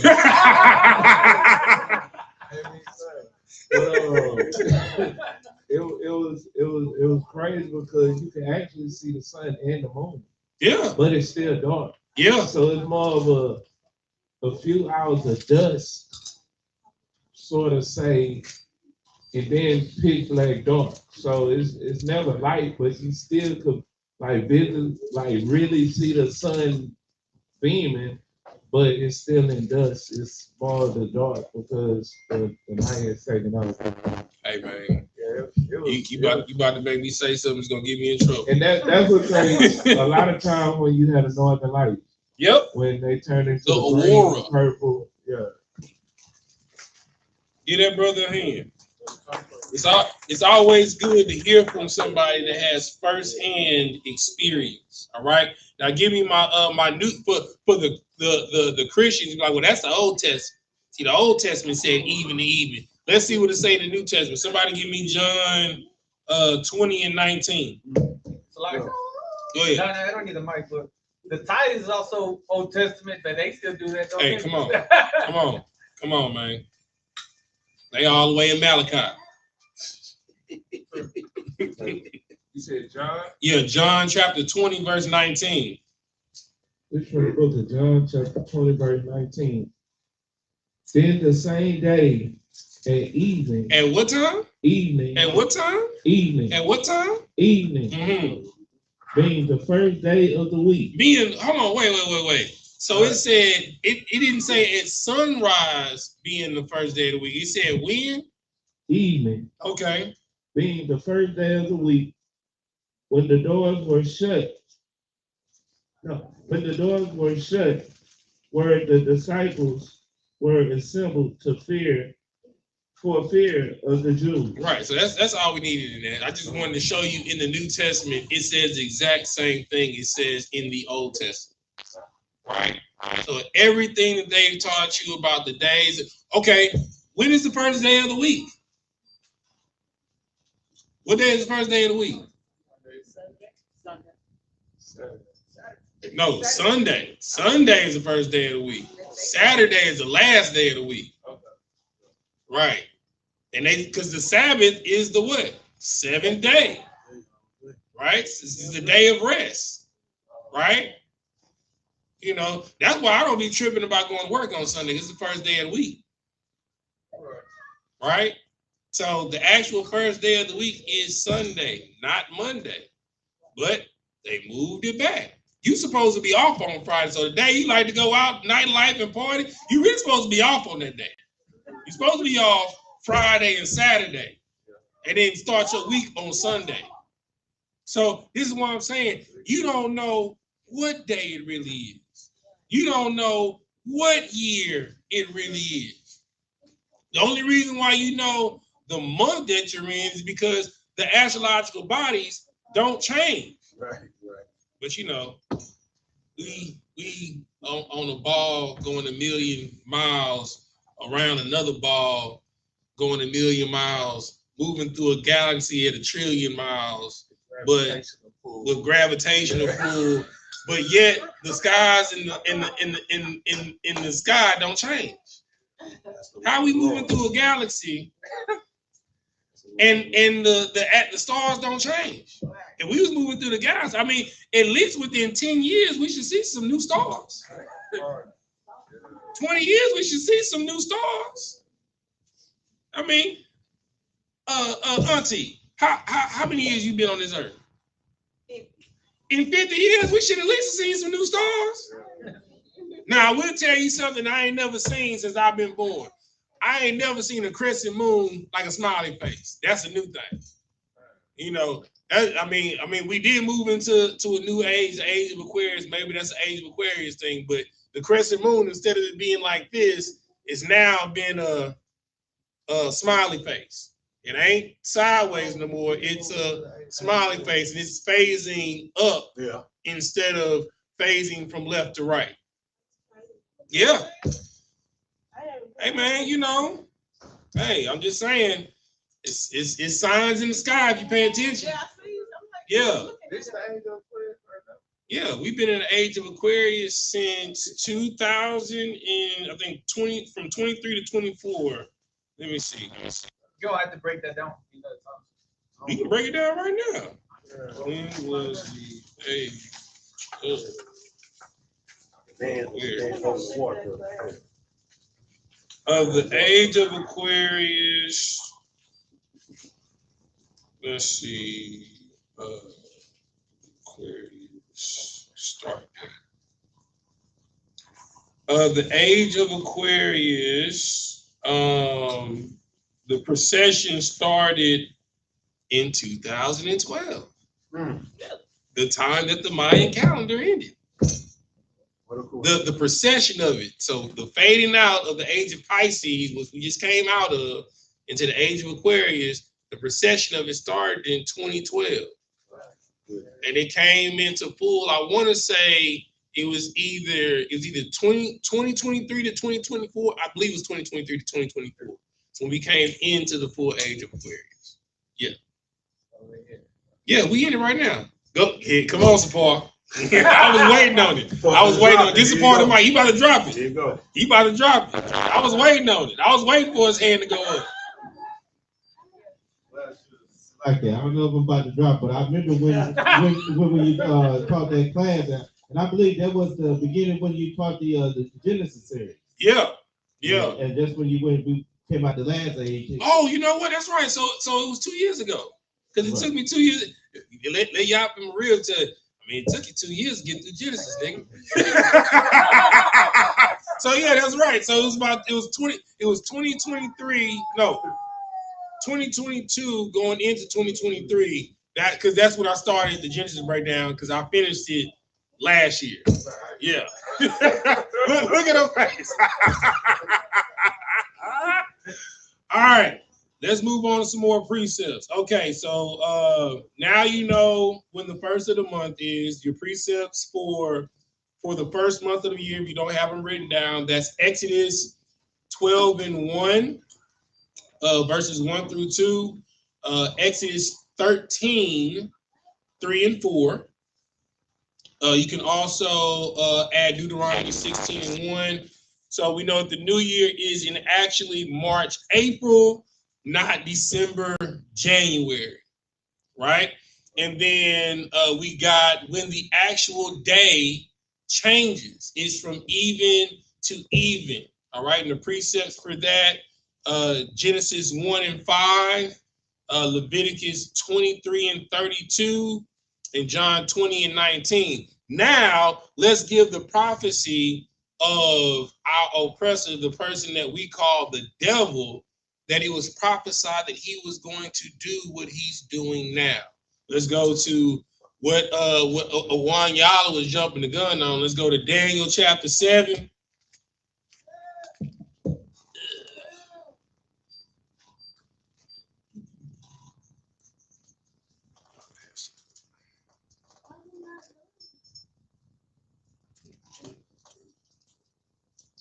Here we go.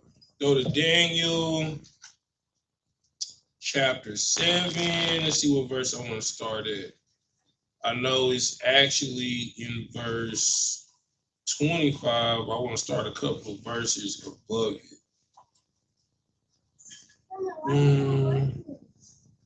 See where I want to start. So this is talking about where it's prophesied that he was going to change the time, right? So let's go. Let's start at verse 24. Daniel 7 and 24. Go ahead. So how does daylight saving time tie into? You about to read it? Oh, yeah, you about to read it. About to read it, brother. About to read it right now. And how evil it is. All right, so Daniel 7, starting verse 24. Whoever got it, go ahead and read. Kyle. Go sweet. Daniel chapter 7, verse 24. Mm-hmm. And the 10 horns out of this kingdom are 10 kings that shall arise, and another shall rise after them. And he shall be diverse from the first, and he shall subdue 3 kings. Verse 25. And he shall speak great words against the Most High. Right. So that's first thing that you have to understand. That is all that the oppressor does, right? He makes himself equal with God. You know, it ain't just one people of God. We all people of God, right? He makes himself like a God. Well, the Lord can change the weather. I can change the weather too. You understand? The Lord can put a light in the sky. I can put a light in the sky too. He's a destroyer of worlds and nations. I'm a destroyer of worlds and nations too. Like it says in Isaiah 14, that he tried to liken himself like the Most High God and make his nest amongst the stars. Keep reading. And shall wear out the saints. And wear out the what? The saints. Wear out the what? The saints. All right, hold what you got in the Zondervan Compact Bible Dictionary that you got right there. Go to the S's and go to the word saint. Let's find out who the saints are according to the Bible. Because, you know, the Catholic Church would have you believe that a saint is someone that does 7 miracles. You have to do 7 miracles to become a saint. But let's see what the Bible says that a saint is.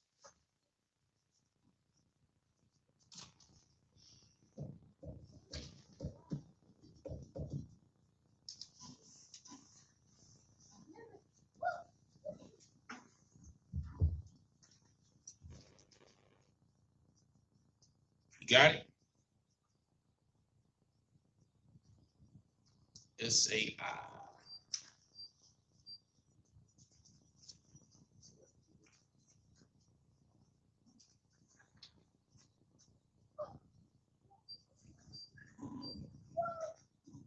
You got it?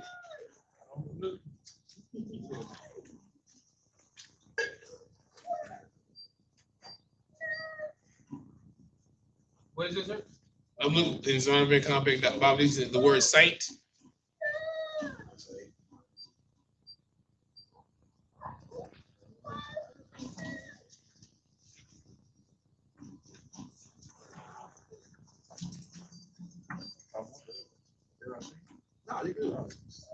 I got it, sir. Go ahead. Give him the you good? Tell him what page you want so he can go to that page with you. It's the same book. Kyle, grab the Zondervan. He gonna tell you the page number. What page is it? 450. It's on page 550. No, 15. Huh? 15. Okay, go ahead. You want to use it? Yeah.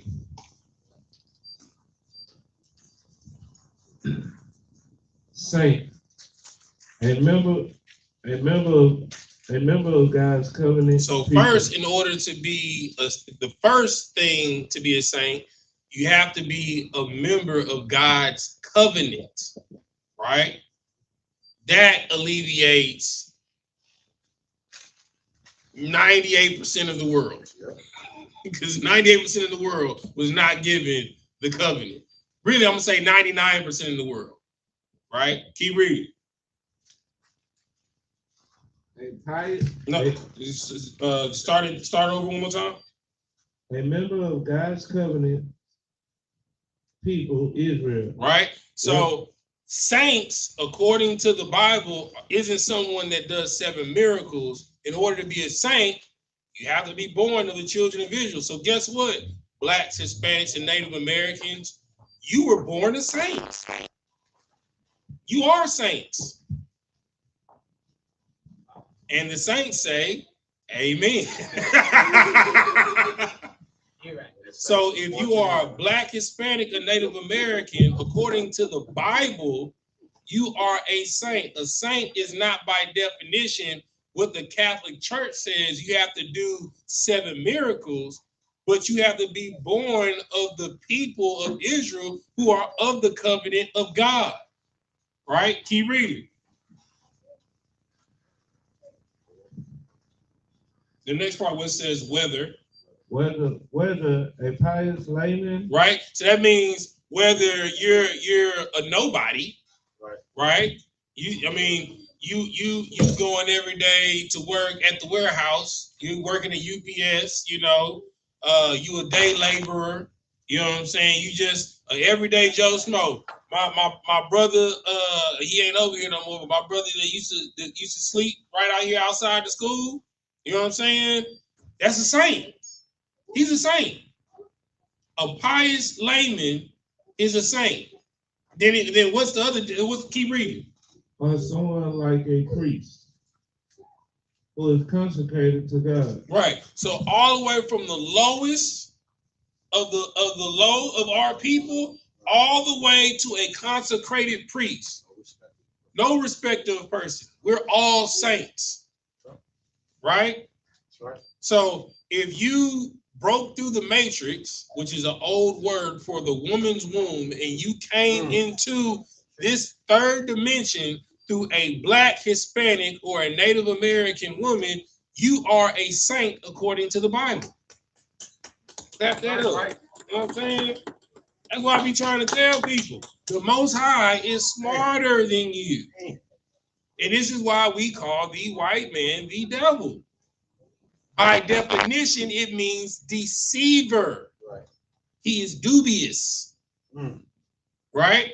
All right, now, Kyle, go back to where you were in verse 25 in Daniel 7. Okay. You can start at the top. Okay, verse 25. And he shall speak great words against the Most High, and shall wear out the saints. So not only did he say he's going to speak great words against the Most High, but it says he's going to wear out the saints. What nation is wearing out blacks, Hispanics, and Native Americans? It's only one nation. It's only one nation, right? I don't got to say oppressor. I can say the white man. It's the truth. It is only one nation that is wearing out the saints. That is the white man. So he's puffed himself up to try and make himself like the Most High. He's wearing out the saints. Let's see what else he's gonna do. Keep reading. And think to change times and laws. Hold on. And think to do what? Change times and laws. So, and then he is thought to change the times, right? He's literally changed the calendar. It is a whole nation on the. It is what since what year you said it wasn't Ethiopia? It's 2018 in Ethiopia. We going into 2026. That's crazy. That's crazy. That is insane. It's diabolical. Go ahead, Kamar. Give Kamar the mic real quick, Kyle. So technically, I'm a lot younger than what I am. Absolutely, brother. Absolutely. I like that. I like that, brother. Right. Yeah, you way younger. You know what I'm saying? You might be an 80s baby. Hey, that mean I'm a 70s baby. Hey, I mean I'm way back in time. I ain't an 80s baby. I'm a 70s baby. That's crazy. And then she thought, man, this man is evil, bro. And not only did it say he would change the times, he said he would change the laws, right? It was lawful for a man to marry a woman. Now a man can marry a man. A woman can marry a woman, right? He changed the laws because the laws of God is enough.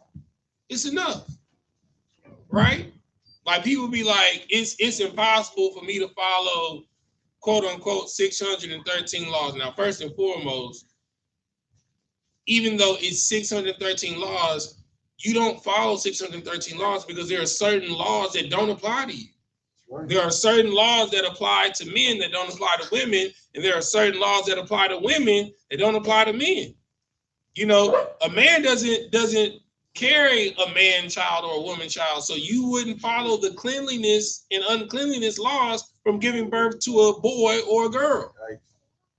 You know, a woman doesn't have a seed flowing out of them, so they don't have to follow the uncleanly laws of a man when his seed flows out of him, right? Sapar, you had your hand up. Give Sapar the mic. What you got, Sapar? Just to add on there, like you say, the 613 laws. I just read an article. I think it was this morning that the state of Texas just passed over 700 laws. Listen. Like when somebody when I meet a Christian, right, or somebody in Catholicism, and I tell them that I follow the law, statutes, commandments, you can do it too. You can be perfect. It's like it's impossible to follow 613 laws. I mean, you follow the laws of the United States. Right. It's way more than that. It's way more than 1,000 laws. They pass a bill dang on there every day. Every day. It is a bill to be voted on to be passed almost every day on the floor of Congress since its inception, right? But you follow those laws, right? Yeah, and brag about it. I'm a law-abiding citizen. You know what I'm saying? You a man-made law-abiding citizen, but you can't abide by the laws of God.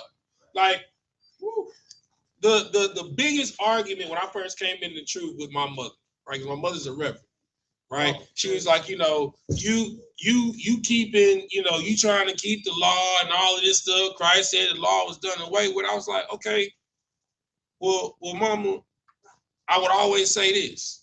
Okay, by your definition, once saved, always saved, right?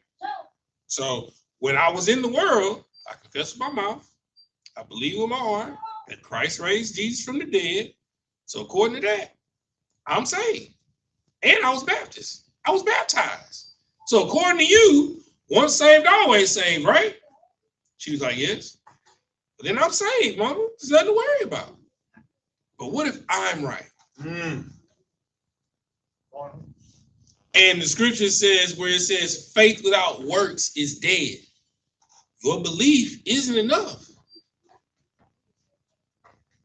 And you argue with me about keeping the holy days of God. We're talking about the Bible, right? Right.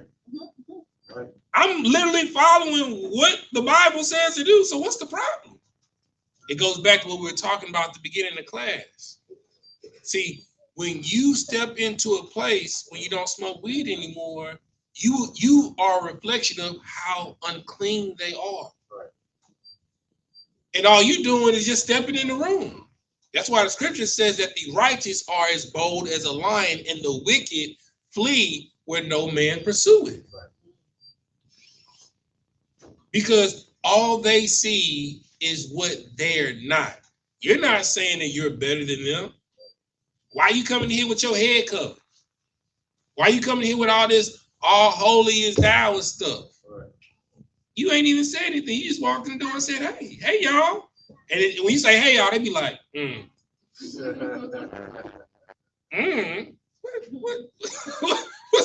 up with the energy?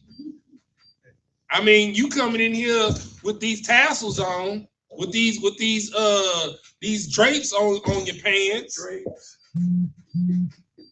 I mean, didn't you used to wear that on your cowboy jacket back in the day? What's the problem? Right.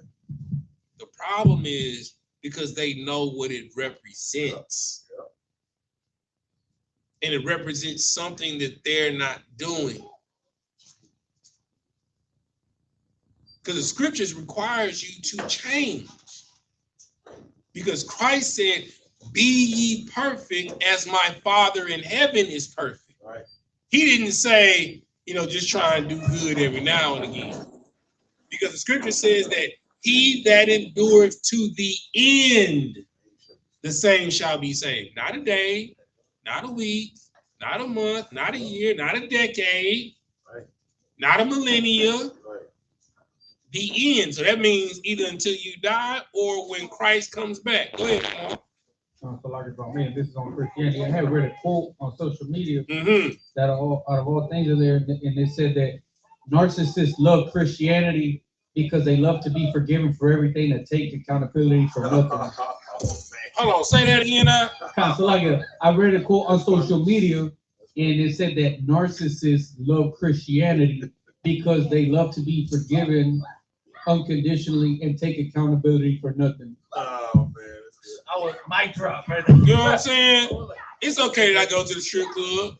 The Lord gonna forgive me tomorrow. It's okay that I lay down with this woman and not make her my wife, and I turn her into a whore for the night. It's okay. The Lord is gonna forgive me in the morning. It's okay that I can sleep with any man that makes me feel good. It's okay. The Lord will forgive me in the morning. I can do crack. I can do cocaine. I can do meth. I can smoke weed. I can pop shrooms. It's okay because the Lord is going to forgive me in the morning. You know what? It's okay if I molest your daughter. It's okay if I molest your son because the Lord will forgive me in the morning. You see, that's a real slippery slope when you have the mindset of Christianity. What you got, nephew? Give nephew the mic. What you got? Right. What you just said? Out of the mouths of babes, he said, what you just said, the Lord wouldn't forgive you. Because he said, what you do to the least of these little ones, you do unto me. And it says, you might as well tie a millstone around your neck and throw yourself into the ocean for touching the hair on one of these little ones. Right. See, that's a real slippery slope to where come as you are. Right. No, that's not what Christ said. Every time Christ heals somebody, what do he say, y'all? Somebody blow my mind. What do he say? Every time Christ heals somebody, really, he said two things to him. What do he say? Huh? Say it on the mic. What do he say? What's the first thing he said? He said, don't speak of this, what I did. Okay, that's one thing. What's the second thing he said? What you got, Kamar? Go and sin no more. Go and sin no more. Because the thing that was plaguing them was caused by sin. That's why whenever somebody comes into school, I tell you to read Deuteronomy 28. Because 1 through 14 are the blessings, 15 through 68 are the curses. And it says, if you hearken diligently and observe and do the commandments which I give you this day, that I will bless you and put you on high above all nations. That's verse 1.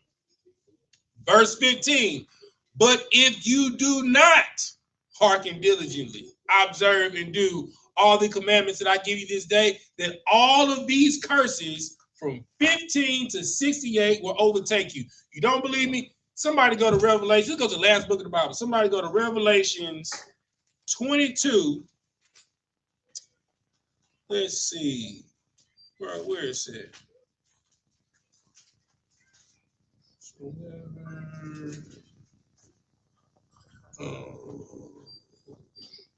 Where is it? Yeah. It's 22 and 18. Yeah. So let's go to the last book of the Bible. If you don't believe what I'm saying, let's go to the last book of the Bible, the last couple of verses. Go to Revelations 22 and 18. See, we like back in the day, when they actually taught kids how to do comprehensive reading, they told you to if you want a quick cheat code, you read the introduction and you read the conclusion, and you can make a quick summary. Right? So the introduction is the book of Genesis. It tell you the history, who this book is for, give you the commandments, all of that. Right? Now let's go to the conclusion of the matter. Let's go to Revelations 22 and 18. Go ahead. Revelation chapter 22, verse 18. Mm-hmm.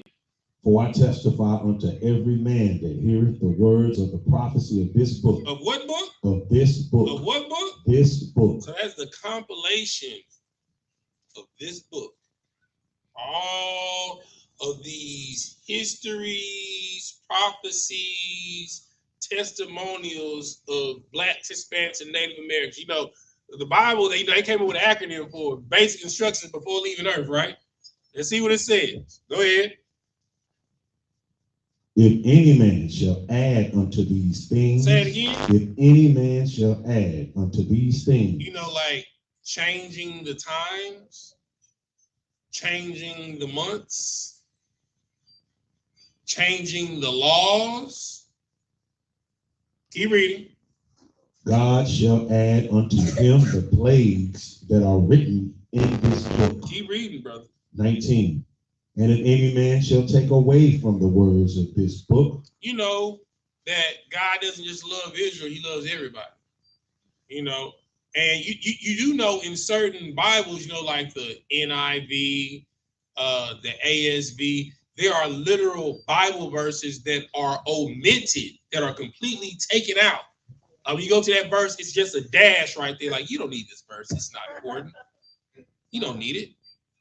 Or in the 1800s, where they literally took out 14 books of the Bible, the Apocrypha. You're like, well, why is the Apocrypha so important? They call it Deuteronomical text, which is historical text, because when you read the Apocrypha, it's people in there like, Cleopatra, Alexander the Great, Ptolemy, Antiochus, like real figures in history. Because, they say the Bible is a fairy tale book. But when you read people like King Darius and Artaxerxes, You don't know who that is? That's the person who Leonidas fought with the 300, right? When you read real historical figures in here, oh, it's not a fairy tale. This actually happened. Then it talks about how the Greeks and Alexander the Great came to power and what they did to the Israelites, how they made it illegal for you to even profess yourself to be a Jew, let alone keep your feast days or any of the laws of God. That's where we get the feast day, the Feast of Dedication, which Christ kept in the New Testament. So if all you had was the Old Testament and New Testament, and you read in Matthew where Christ is keeping the Feast of Dedication, you're like, well, where is that in the Old Testament? There's no Feast of Dedication in the Old Testament. It's because it's in the Apocrypha, which means that the Apocrypha has substantial information in it because Christ kept a feast that was dedicated in the Apocrypha. Right. So they not only added things, but they've taken and omitted whole books and scriptures out of the Bible. Keep reading. And if any man shall take away from the words of the book of this prophecy, God shall take away his part out of the book of life and out of the holy city and from the things which are written in this book. And this is why we call the white man. Say what you're going to say, Kamar, and then Kyle, and then we're going to end it there. Kamar, you had your hand up? I was going to ask where we're at, but... that was Revelations 22 and 18 and 19. And then, all the while growing up, my mom, she used to tell me that, so you know how there's a blank page between the Old and New Testament, right? Mm-hmm. She used to tell me that was a period in the Bible where God had abandoned the earth and decided not to mess with us at all. Like, but you can say that. But isn't it that apocryphal? Yeah, but you can say that because that was during the time where the Greco-Roman Empire came to rule and we were Hellenized. We weren't allowed to say that we were a Jew. We weren't allowed to say that you were Manasseh. You weren't allowed to say that you was Issachar. You weren't allowed to circumcise your children. You weren't allowed to keep Passover. They took your temples and sacrificed swine all over the temples. And then they rededicated the temples of the Most High God to Dionysus, to Zeus, to Jupiter, to Saturn, to Neptune. You understand? This is why that book and those books are important, because it has the fall of the Persian and Medes Empire, which is Artaxerxes, King Darius, right? And the rise and fall of Alexander the Great, which is the beginning of the Greco-Roman Empire, because Matthew is in the middle of what? The Roman Empire. So you have the whole Greek and Persian occupation missing out of the Bible. So it just stops at Assyria and the beginning of the Persian Empire. It's some vital information that's missing. And his book says, if you add to this book that these plagues that in Deuteronomy 28 and the plagues that's in Exodus, it'll be added to your life. And if you take away from this book, that your name will be taken away from the book of life. That is why we call the white man a bastard, a vagabond upon the face of the earth. He is a culturalist bastard. He is everybody. He's the last of the Mohicans. He's the last samurai. He's the gods of Egypt. You know what I'm saying? He's the Aboriginal Australian. He's the Native American. He's everybody but a caveman, a Neanderthal. Because and we're just talking about science. Their DNA is different from ours. Completely different. For the most part, their blood type is completely different from ours too. Because most black people, their blood type is either O positive and O negative for the most part. Most Hispanics' blood type is O positive and O negative for the most part. What you got? Just to add what you're saying, because people try to be literal, especially the devil, and they say, well, heart attack is not in the Bible. I don't see stroke, I don't see gout, I don't see high blood pressure. Yes, you do. Here it is. Come on. Deuteronomy chapter 28, the same verse you were speaking about. STDs is in the Bible too. Right. Verse 61. It's a curse in Deuteronomy 28. And when you say that the Lord is smarter than us, this is why he put this in there. It says also every sickness and every plague, which is not written in the book of the law, them will the Lord bring upon thee until thou be destroyed. So either they written in the law or they ain't got to even be written in the law. It don't even matter. There's no way out. So, Give me go to Deuteronomy 10:28.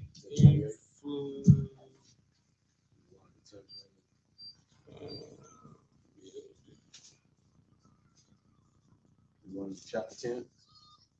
No, go to Deuteronomy 28. Okay. Go to 28 and 22. Start with 21. So y'all can know that STDs is a curse from God in the Bible. Deuteronomy chapter 28, verses 21, 22. They read, the Lord shall make the pestilence cleave unto thee. So if you don't know what pestilence is, that is sickness, that is disease. Cleave unto thee until he have consumed thee. If you don't know what consume means, that means till you are utterly destroyed, till you are unalive. From off the land, whither thou goest to possess it. Verse 22. The Lord shall smite thee with a consumption and with a fever. Right? So the first thing that happens when you get any type of sickness or STD, your body elevates in temperature to try and combat it and fight off the illness or disease or STD. Keep reading. And with a fever and with an inflammation. Oh, then you get inflammation. Right? Keep going. And with an extreme burning. Extreme what? Burning. Extreme burning? Burning. You know, I should say, you gotta let it burn, baby. You know, when you wake up the next day and you go into the restroom, you go pee, you know, it feel like razor blades is coming out of your urethra.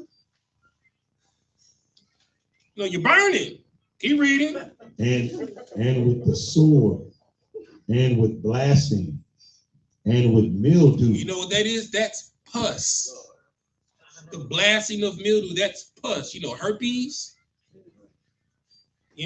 gonorrhea, chlamydia, warts, genital warts. Yeah, the STDs are in the Bible. They're a curse from God. Yep. Keep reading. And they shall pursue thee until thou perish. AIDS. HIV. And with that, Anybody got any questions before we get up out of here? I'm over the time, but anybody got any questions real quick? Anybody? All right, no sweat. I'm on you, which means it's staying.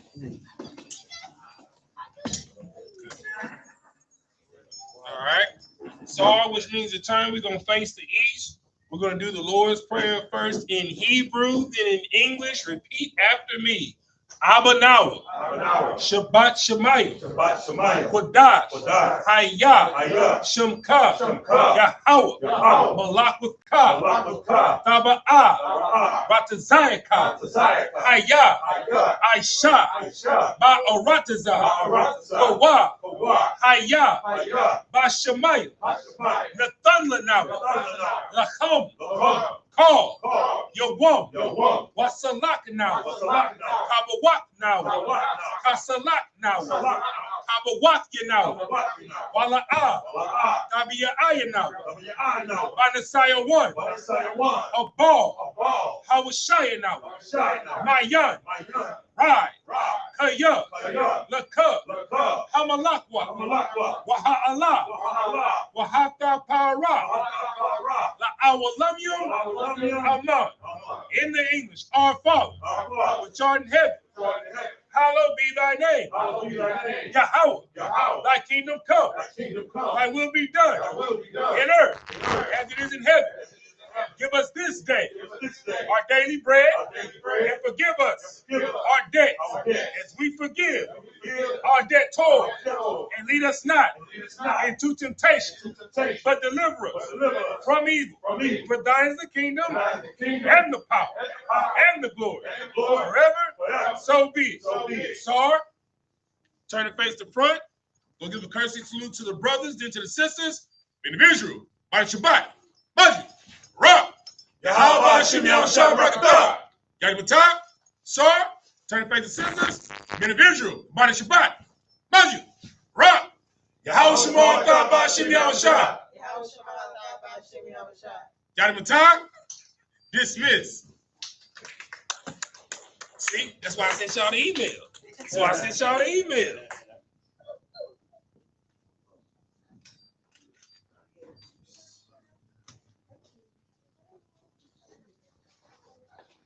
Here you go.